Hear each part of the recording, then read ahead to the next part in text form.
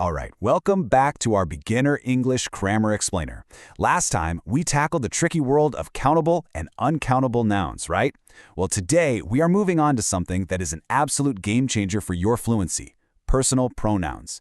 If you've ever felt like your sentences sound a bit robotic or, overly repetitive, we are going to fix that right now. By the end of this explainer, you'll know exactly how to use these essential grammar tools in your everyday English. Okay, here is our roadmap for today. We'll quickly cover the power of pronouns, subject pronouns, object pronouns, an ultimate subject versus object showdown, fix a few common mistakes, and then wrap it all up. Let's just dive right in.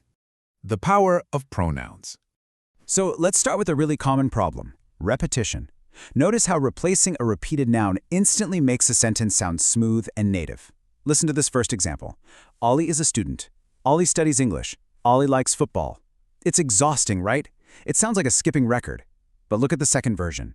Ollie is a student. He studies English. He likes football. See what happened there? The word he steps in to replace Ollie, and suddenly the whole paragraph just flows effortlessly.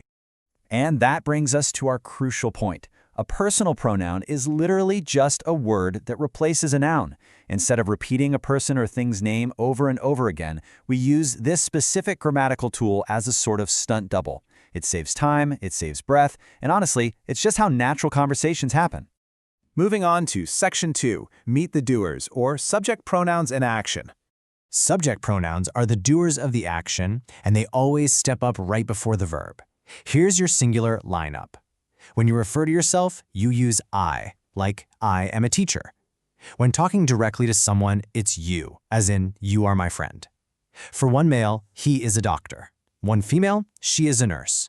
And for an animal or an object, we use it, like it is a cat. Notice how in every single case, the pronoun is actively doing the action. Now, for plural doers, we basically have two main tools.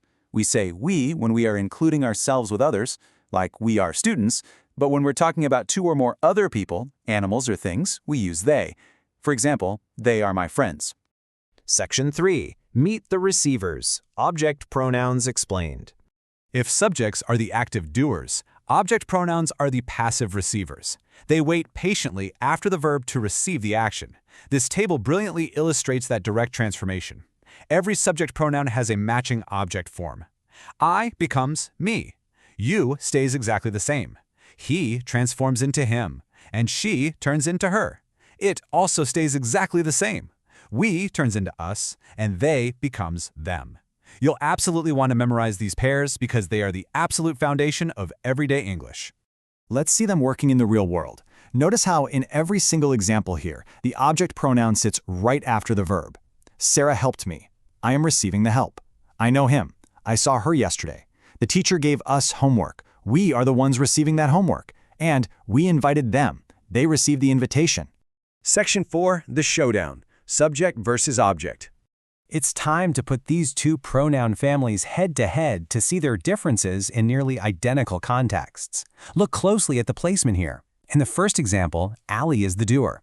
Allie likes football becomes he likes football. He is the subject doing the liking. But in the second example, Allie is receiving the action. I called Allie. So we must use the object pronoun. I called him. The context tells us exactly which one we need to use. And we see the exact same pattern here with Sarah.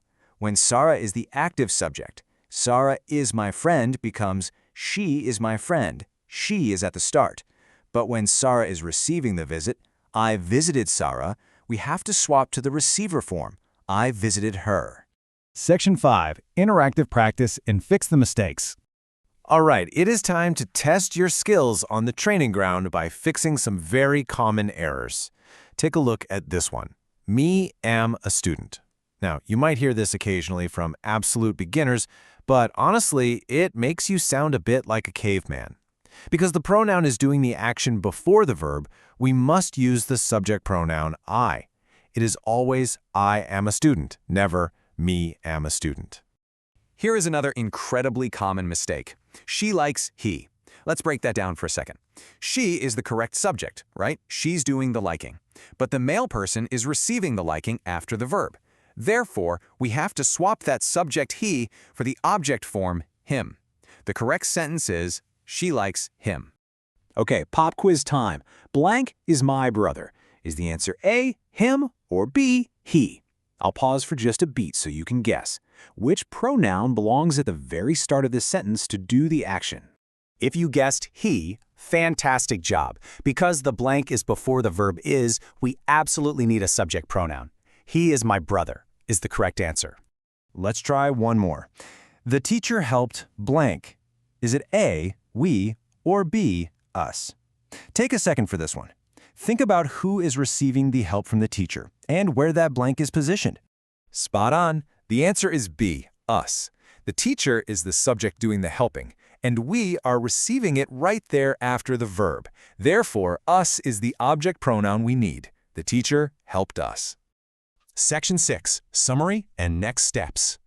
Let's wrap up today's explainer by locking in these core rules. The ultimate takeaway of this entire lesson is right here. Use subject pronouns to do the action before the verb, and use object pronouns to receive the action after the verb. Mastering this one simple distinction prevents repetitive speaking and is going to make your English sound completely natural. Now it's your turn to practice. I want you to complete these 3 simple homework steps.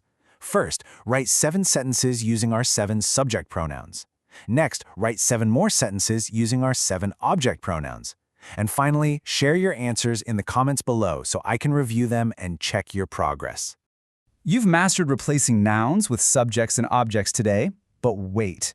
How do we show that something actually belongs to someone? How do we correctly use words like my, their, or his? Well, that is exactly what we are going to uncover in Lesson 5, Possessive Adjectives. Keep practicing those pronouns,